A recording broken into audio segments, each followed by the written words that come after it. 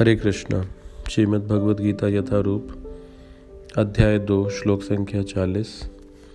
नेहाभिकर्म नाशो अस्ति प्रत्यवायो न विद्यते सुअल्पमपि अस्य धर्मस्य त्रायते महतो भयात्।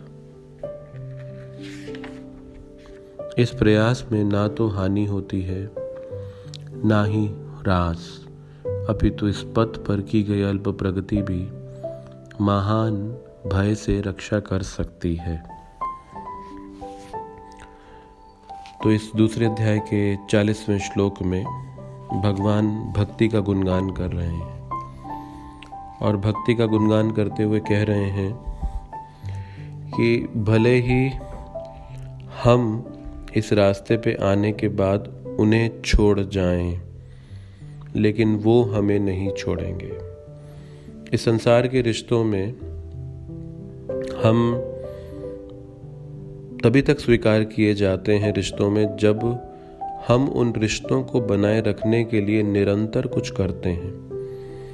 तो बहुत सारी शक्ति रिश्तों को बनाए रखने के लिए डाली जाती है, क्योंकि संसार का स्वभाव है जो जैसा आज है वो हमेशा वैसा नहीं रहता। यहाँ पर एक लॉ ऑफ डिग्रेडेशन काम करता है, क्षय का सिद्धांत काम करता है। तो सब कुछ क्षय की ओर प्रगति करता है, इसीलिए हमारे संबंध भी धीरे धीरे क्षय की ओर प्रगति करते हैं, वो भी नष्ट हो जाते हैं। तो हर भौतिक संबंध नष्ट हो जाएगा, लेकिन एक संबंध वो कभी नष्ट नहीं होता। और इसीलिए भगवान इस श्लोक में विशेषता इस बात को प्रकाशित कर रहे हैं कि भले ही हम उन्हें छोड़ दें और छोड़ ही आए उन्हें, इस भौतिक जगत में हम भगवान को छोड़कर आए हैं, लेकिन वो भगवान हमें नहीं छोड़ते। इसीलिए तो वो यहाँ कह रहे हैं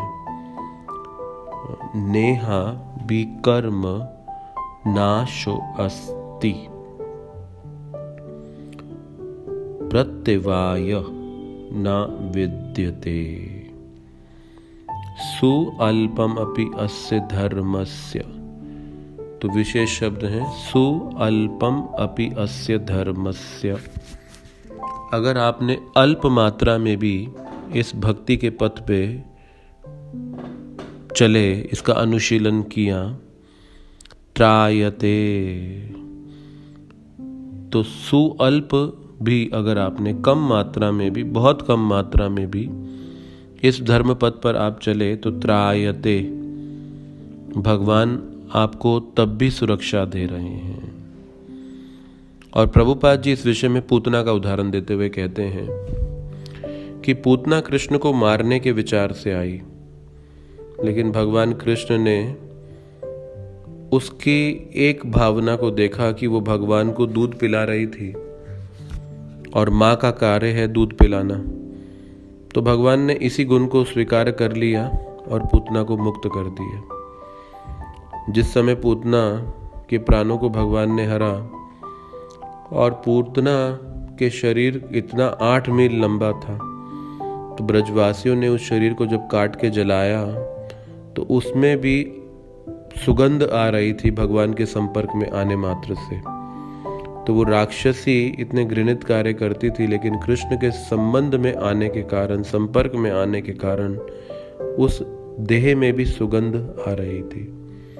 तो सुअल्पम अपि अस्य धर्मस्य, अल्प मात्रा में भी अगर धर्म का पालन किया हो किसी ने तो प्रत्यवाय, तो कहा गया प्रत्यवाय, यानी कि इस रास्ते में कुछ खोने वाला नहीं है। ये एक राजमार्ग की तरह है, आप कुछ नुकसान नहीं पाएंगे, कोई साइड इफेक्ट नहीं इसका, कुछ नेगेटिव इफेक्ट भी नहीं है इसका।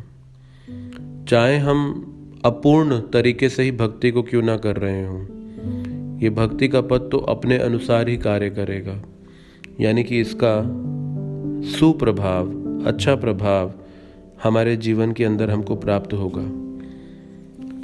अब इस संसार में हर विधि के अंदर अगर आप पूर्णता ना प्राप्त करें तो उसका फल नहीं मिलता, लेकिन भक्ति की विधि एक ऐसी विधि है जिसका विशेष गुणगान भगवान यहाँ कर रहे हैं कि आप जितना भी % इस भक्ति को छोड़कर जाएंगे, अगले जीवन में उससे आगे शुरू करेंगे।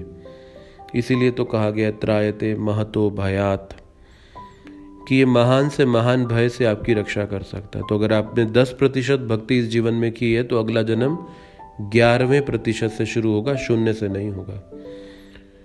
तो ये एक ऐसा बैंक है जिसमें आपकी इन्वेस्टमेंट कभी वेस्ट नहीं जाने वाली, वो अगले जन्म में भी आपके साथ जाने वाली है।